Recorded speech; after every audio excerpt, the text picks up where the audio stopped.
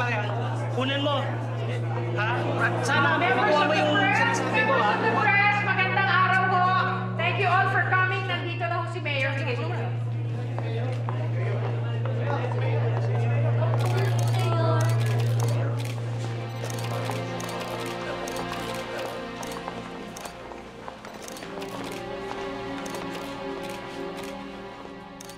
Magandang araw mga kababayan.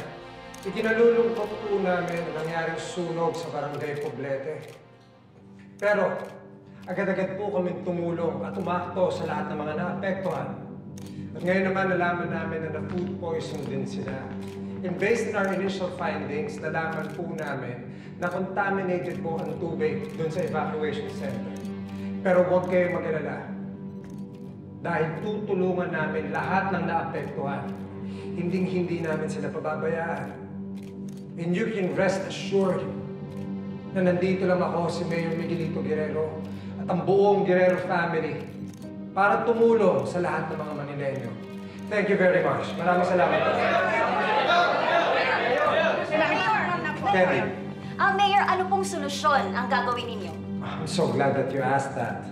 Ang balak namin ay magbigay ng mas mabuting healthcare system para sa ating mga kababayan. Mayor! Mayor! Mayor! Mayor! Mayor, nakakuha po kami ng mga pinamigay na dilata ng LGU. Pagbukas po namin, ang baho, expired. Yan po talaga ang dahilan kung bakit nalason yung mga tao. No! The fact is, contaminated ang tubig sa evacuation center. At ngayon naman, Abel, magbibigay ako ng mas mabuting healthcare system para sa ating mga kababayan.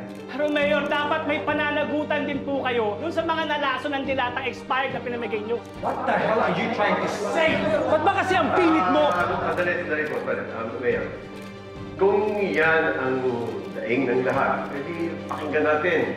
Imbestigahan isa-isa lahat ng suppliers ng relief operation. Eh paano nga po yung mga nasa ospital? Bata, matanda, nagkakasakit 50-50 po.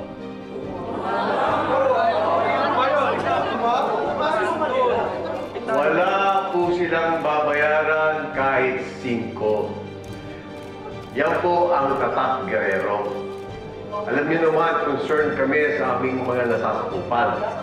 Sa katotohanan po, bago nangyari itong insidente ito, meron na kaming nakalatag ng mga plan para mapaganda ang ating healthcare system at ma-improve ang ating existing hospitals at magdagdag pa ng mas maraming healthcare centers sa malalayong po. Oo, tsaka, ambulansya.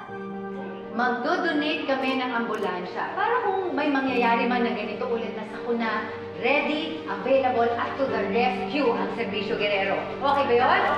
Pero paano po pag napatunayan po talagang expired po yung mga dilatang pinamigay nyo? Ano po, may mahahabol po ba ang mga tao nagkakasakit? Ano po mangyayari? Lagi na lang po kayong pangako eh! Hanggang dito na lang ho ang press call natin. Maraming salamat ho. Magbibigay na lang ho kami